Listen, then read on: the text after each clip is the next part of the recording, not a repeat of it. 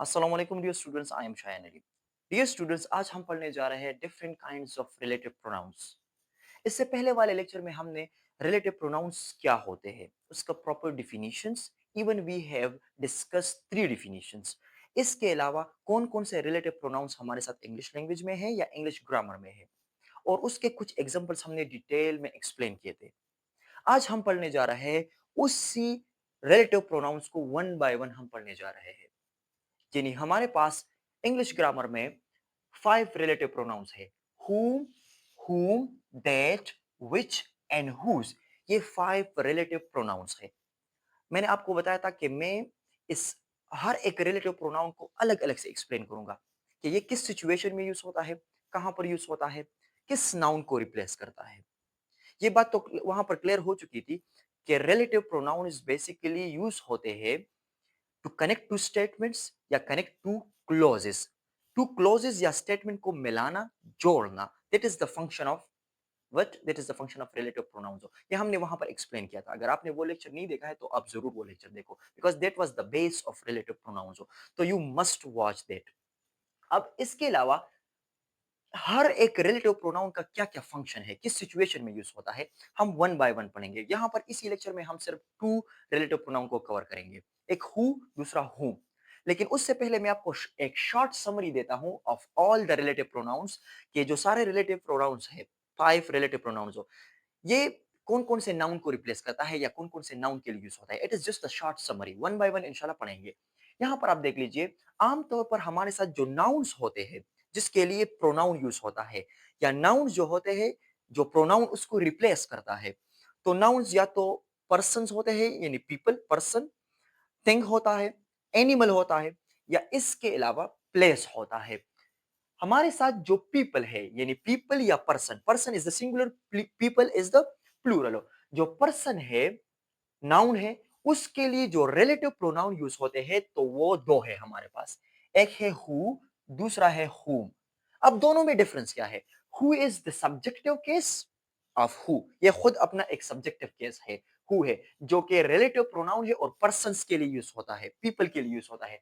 और हुम is who का ऑब्जेक्टिव केस है। इसमें डिफरेंस ये है कि who is the subjective case and हुम इज द ऑब्जेक्टिव केस। दोनों पीपल यानी पर्संस के लिए यूज होता है एज अ रिलेटिव प्रोनाउन। इसके अलावा थिंग्स, थिंग्स भी एज अ नाउन आ सकते हैं। तो जो थिंग्स होते हैं उसके लिए हमारे साथ या तो दैट यूज होता है या विच यूज होता है। अब किन सिचुएशंस में दैट यूज होता है और किन सिचुएशंस में विच यूज होता है, ये इंशाल्लाह जब हम इन दोनों को अलग अलग इंडिविजुअल पढ़ेंगे तो वहां पर मैं आपको क्लियर कर दूंगा।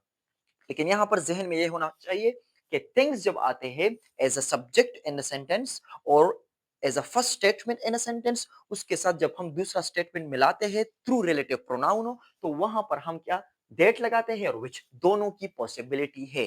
ठीक है, ये आपको आपके जहन में होना चाहिए। इसके अलावा जो एनिमल्स है, एनिमल्स के लिए विच लगता है, यानी एज अ सब्जेक्ट जब हम बात करते हैं, हमारे साथ एनिमल आ जाए और उस एनिमल के साथ हमने दूसरा स्टेटमेंट कनेक्ट करना हो थ्रू रिलेटिव प्रोनाउन हो, तो वहां पर हम विच लगाएंगे, ना दैट लगाएंगे, ना हुम लगाएंगे, ना हु लगाएंगे, बल्कि विच लगाएंगे। और इसके अलावा जो हुज हमारे साथ रह जाता है, तो whose is basically the possessive case of who. Who का ऑब्जेक्टिव केस हुम है और पोजेसिव केस जो है वो हुज है। तो हुज आपको ओनरशिप शो करता है, पोजीशन शो करता है, लेकिन नॉट जस्ट ऑफ पीपल, बल्कि पीपल का भी, थिंग्स का भी, एनिमल्स का भी। यानी सारे नाउन्स का जब पोजीशन और ओनरशिप की बात आती है तो सारों के लिए यूज होता है हुज। फिर ये ना हु यूज होता है, ना हुम, ना दैट, ना विच, लेकिन जब पोजीशन की बात आती है तो फिर हम सिर्फ और सिर्फ हुज यूज करते हैं। This is just the short summary of using relative pronouns with different nouns. अब बात करते हैं हु की। हु को हम इंडिविजुअली एक्सप्लेन करेंगे कि हु हम कौन से सिचुएशन में यूज करते हैं। इसके बाद who is basically used for people as subjective case. मैंने आपको यहां पर बता दिया कि हु जो रिलेटिव प्रोनाउन है ये यूज होता है पर्संस के लिए, पीपल के लिए। अब किस तरह यूज होता है, यहां पर एग्जांपल के थ्रू मैं आपको समझा रहा हूं, लेकिन यहां पर एक इंपॉर्टेंट बात है कि it is use as a subjective case. Sentence में एज अ सब्जेक्ट यूज होता है, और सब्जेक्ट क्या होता है? सब्जेक्ट डज द एक्शन या it tells us the state of the noun या it tells us the state of someone, किसी की हालत बताता है या नाउन की हालत बताता है या डज द एक्शन या सेंटेंस में एक्शन करता है। तो जब हमने ये एक्शन को दिखाना है या हमने स्टेट को दिखाना है ऑफ नाउन और वहां पर हमने रिलेटिव प्रोनाउन पर्सन के लिए यूज करना है, so we will use who not हुम।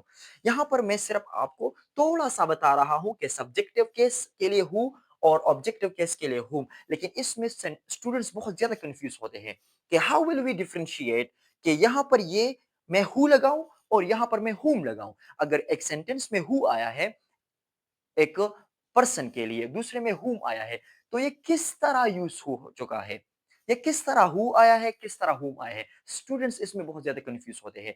तो ये इसके बाद हमारा नेक्स्ट लेक्चर है, वो कौन सा ट्रिक है या वो कौन सी स्ट्रेटजीज है जहां पर आप पहचान सकोगे कि हु यहां पर एज अ सब्जेक्ट यूज होता है और हुम यहां पर एज ऑब्जेक्ट। ये एक ट्रिकी क्वेश्चन है, ये आपको एक्सप्लेन करूंगा, डोंट वरी, लेकिन आपको सिर्फ मालूम होना चाहिए कि हु सब्जेक्ट whom object हो। सब्जेक्ट किस तरह does the action या tells the state of the noun हो, और whom किस तरह whom object है और ऑब्जेक्ट का काम क्या होता है receive the action हो।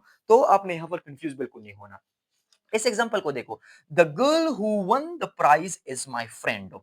इस सेंटेंस में ये है द गर्ल, ये एक प्रेस है यू कैन से। अब इस प्रेस के साथ ये एक स्टेटमेंट है, who won the prize is my friend, ये एक स्टेटमेंट है, who won the prize is my friend, the girl. अब ये लड़की हु वन द प्राइज, जिसने ये इनाम जीत लिया, इज माई फ्रेंड, ये मेरी दोस्त है।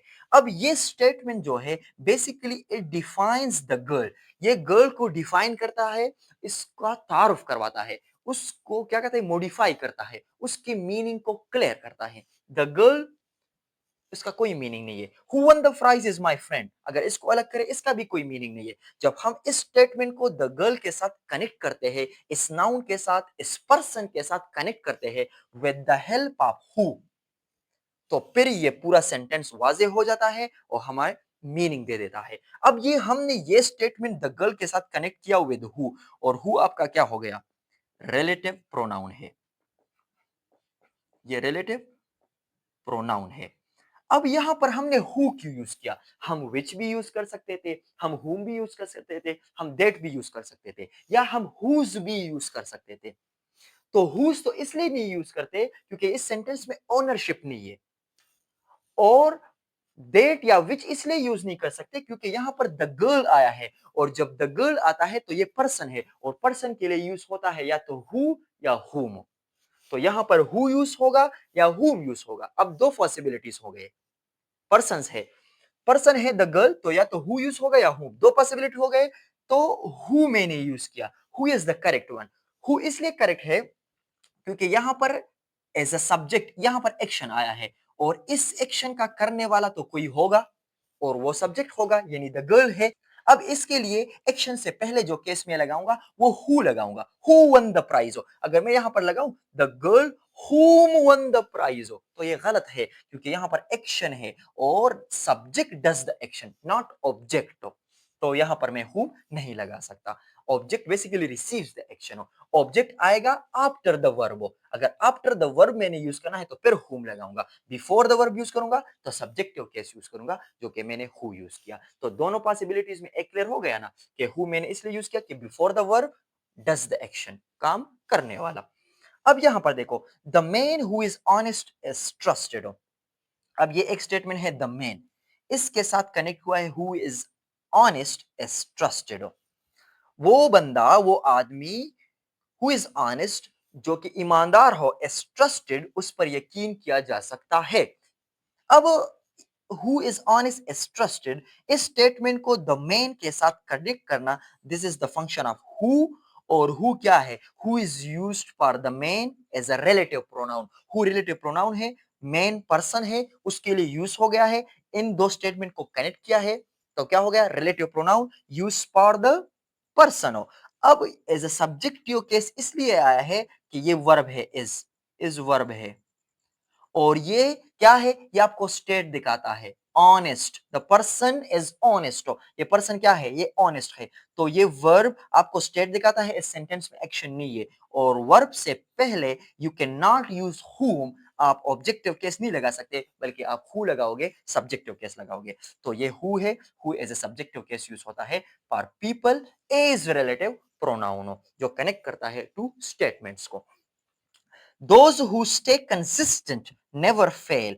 दोज, अब ये क्या है, ये दोज यहां पर जो है ये प्लूरल के लिए यूज हुआ है और ये बेसिकली है यहां पर डेमोन्स्ट्रेटिव प्रोनाउन, इशारा करता है। दोज, वो लोग, हु स्टे कंसिस्टेंट, जो कंसिस्टेंट रहते हैं, जो मुस्तकिल मिजाज होते हैं, नेवर फेल, वो कभी फेल और नाकाम नहीं होते हैं। अब who stay consistent never fail, अब इस पूरे स्टेटमेंट को कनेक्ट किया है दोस्त के साथ, इस प्रोनाउन के साथ, ठीक है, with the help of who के जरिए, ठीक है, क्योंकि हमें पता है इस सेंटेंस से अंदाजा लगा सकते हैं कि दोज यहां पर पर्सन यानी पीपल को इशारा करता है।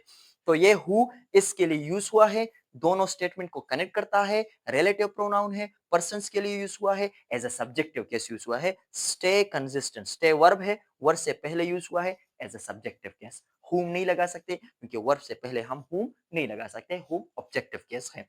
और इसके अलावा दोज यूज हुआ है, तो दोज मैंने आपको बताया था कि सारे relative pronouns which, that, who, whose, सारे relative pronouns are same for singular and plural, for masculine and feminine, सबके लिए सेम यूज होते हैं। सिर्फ यहाँ डिफरेंस है कि पीपल के लिए हु हुम, थिंग्स के लिए दैट विच और एनिमल्स के लिए विच।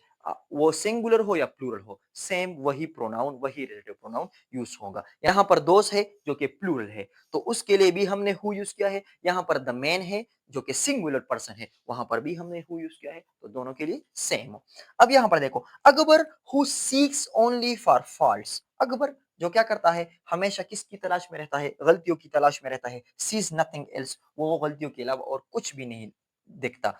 सो ये स्टेट, ये हु जो है ये इस पूरे स्टेटमेंट को अकबर के साथ कनेक्ट करता है, और ये हु यूज हुआ है अकबर के लिए जो कि पर्सन है, as a subjective case use हुआ है क्योंकि सीक्स वर्ब है और वर्ब से पहले हुम नहीं लगा सकते, बल्कि हु लगाएंगे जो सब्जेक्टिव केस है, और ये हमारा रिलेटिव प्रोनाउन है।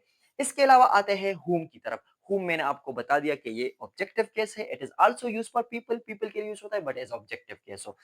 The man whom you met yesterday was my uncle। अब द मैन के साथ ये पूरा statement, whom you met yesterday was my uncle, वो आदमी जिसके साथ आप कल मिले थे वो क्या था, वो मेरा अंकल था। अब इस स्टेटमेंट को द मैन के साथ कनेक्ट करना, this is the function of हुम।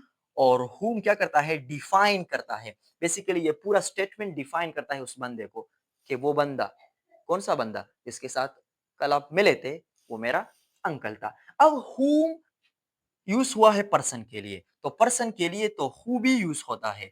वाई हुम, हमने हुम क्यों यूज किया, तो रीजन ये है कि यहां पर यू आया है, और यू मेट यस्टरडे। मेट क्या है, मेट वर्ब है, इस वर्ब का करने वाला कौन है, यू। कौन मिला था, आप मिले थे, यू, आप मिले थे, इस वर्ब का करने वाला यू, तो ये आपका हो गया क्या, सब्जेक्ट। ये आपका क्या हो गया, इस क्लॉज का, इस स्टेटमेंट का आपका सब्जेक्ट हो गया। ये आपका यू सब्जेक्ट हो गया, मेट वर्ब हो गया, इसका करने वाला। अब ये यू मेट हुम, किसे मिले थे, द मैन, उस आदमी के साथ हो। यू मेट, आप मिले थे, यस्टरडे, कल, टू हुम, किसके साथ, द मैन, उस आदमी के साथ हो, और वो मेरा अंकल था। तो यहां पर ये हुम जो है ये एज ऑब्जेक्ट काम करता है, एज ऑब्जेक्ट आया है द मैन के लिए, द मैन को रेफर करता है लेकिन एज ऑब्जेक्ट हो। और इसकी निशानदेही और ट्रिक ये है कि हुम जहां पर यूज होगा तो उसके फौरन बाद सब्जेक्ट होगा उसी स्टेटमेंट का, उसी रिलेटिव क्लॉज का सब्जेक्ट होगा, और सब्जेक्ट के बाद वर्ब होगा। और जो सब्जेक्टिव केस ऑफ हु था, तो उसके डायरेक्ट बाद क्या होता था, वर्ब होता था, और इसके डायरेक्ट बाद क्या होता है, सब्जेक्ट होता है, subject of the relative clause होता है। Okay, sentence number 2, the students, वो तुलबा या students, whom the teacher praised, जिसको टीचर ने सराहा था, जिसकी तारीफ की थी, was हार्ड वर्किंग, वो बहुत ज्यादा मेहनती थे। द स्टूडेंट्स, ये एक स्टेटमेंट है, इसके साथ whom the teacher praised was hard working, ये स्टेटमेंट कनेक्ट हो गया है with the help of whom। ठीक है, अब whom यूज हुआ है द स्टूडेंट्स के लिए, स्टूडेंट्स पर्सन्स है, सिंगुलर है या प्लूरल है, उसके लिए या हु यूज होगा या होम यूज होगा। अब हु के बजाय whom यूज हुआ है, why not who? who use क्यों नहीं हुआ है? उसका रीजन ये है कि यहां पर ये ऑब्जेक्ट आया है। देखो, द टीचर प्रेज्ड, टीचर ने तारीफ की, प्रेज्ड ये वर्ब है, प्रेज्ड क्या है? वर्ब है। अब ये एक्शन, ये वर्ब, ये किसने किया? द टीचर ने किया, तो ये आपका हो गया सब्जेक्ट। ये आपका क्या हो गया? सब्जेक्ट। अब द टीचर प्रेज्ड, टीचर ने तारीफ की, whom किसकी तारीफ की? द स्टूडेंट्स, स्टूडेंट्स की तारीफ की। तो द स्टूडेंट्स फिर आपके क्या हो गए? ये आपका ऑब्जेक्ट हो गया। अब ये आपका ऑब्जेक्ट हो गया, तो ऑब्जेक्ट के लिए जो हम केस लगाएंगे रिलेटिव प्रोनाउन, वो क्या होगा? वो whom होगा। यहां पर I hope, I believe even कि आपको क्लियर हो चुका होगा। शी इज द गर्ल, ये वो गर्ल है। whom everyone admires, whom everyone admires। अब ये whom यूज हुआ है, सेम किसके लिए यूज हुआ है? गर्ल के लिए यूज हुआ है। why not who? who क्यों यूज नहीं हुआ है? so she is the girl whom everyone admires। अब everyone admires क्या है? ये आपका एक्शन है, हर कोई तारीफ करता है, एक्शन। ये कौन करता है? एवरीवन। एवरीवन आपका क्या हो गया? सब्जेक्ट हो गया। एवरीवन एडमायर्स, हर कोई तारीफ करता है। whom किसका? द गर्ल, उस लड़की का। तो whom आपका ऑब्जेक्ट हो गया। मैंने आपको बताया था कि whom का क्वेश्चन जो है, whom जो क्वेश्चन है, इसका आंसर आपका हमेशा क्या होता है? ऑब्जेक्ट होता है। एवरीवन एडमायर्स, एक्शन किसने किया? एवरीवन ने किया। सो एवरीवन एडमायर्स, हर कोई तारीफ करता है। whom किसका तारीफ करता है? द गर्ल, उस लड़की का। ठीक है, तो फिर ये द गर्ल के लिए ये एज ऑब्जेक्ट है, तो उसके लिए हम हु नहीं लगाएंगे बल्कि हुम लगाएंगे। इसके अल्टरनेटिव जो है, जहां पर हम हु यूज करते हैं, तो वो इस तरह बनेगा, शी इज द गर्ल, ये वो लड़की है, हु एडमायर्स एवरीवन। अब यहां पर मैंने हु यूज किया है द गर्ल के लिए हु। अब वाई हु, वाई नॉट हुम? हुम क्यों नहीं कर यूज कर सकते? उसका रीजन ये है कि एडमायर्स क्या है? एडमायर्स एक्शन है। और एक्शन किसने किया है? She is the girl who admires. ये एडमायर्स, ये एक्शन किसने किया है? गर्ल ने किया है। और गर्ल एज अ सब्जेक्ट है, तो सब्जेक्ट के लिए हम हु लगाएंगे, वर्ब से डायरेक्ट पहले हु लगाएंगे। और शी एडमायर्स एवरीवन, फिर यहां पर एवरीवन जो है उसका ऑब्जेक्ट बन गया।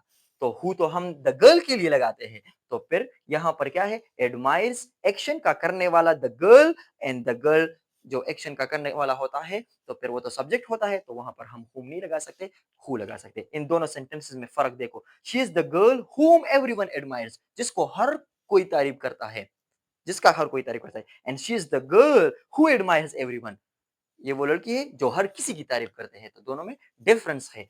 हु गर्ल के लिए as a subject, who the girl के लिए बल्कि एज अ ऑब्जेक्ट हो। So this is all about who and whom. बड़ा ट्रिकी सा टॉपिक है, लेकिन बड़ा इंटरेस्टिंग भी है। और मैं बिलीव करता हूँ कि आपकी जो कंफ्यूजन है, लाइक हु और हुम को as a subject and as objective case, वो क्लियर हो चुके होंगे। इंशाल्लाह नेक्स्ट लेक्चर में हम इस पर बात और मजीद बात करेंगे कि हु और हुम को हम किस तरह पहचानेंगे as a subjective and objective case. इंशाल्लाह उम्मीद करता हूँ कि उसमें और भी ज्यादा क्लियर हो जाएगा। और इसके बाद हम डेट, विच और हुज को भी वन बाय वन पढ़ेंगे। Thank you so much for watching. Share the video with your friends, with your students, with every learner. सबके साथ शेयर करो एंड सब्सक्राइब माई चैनल।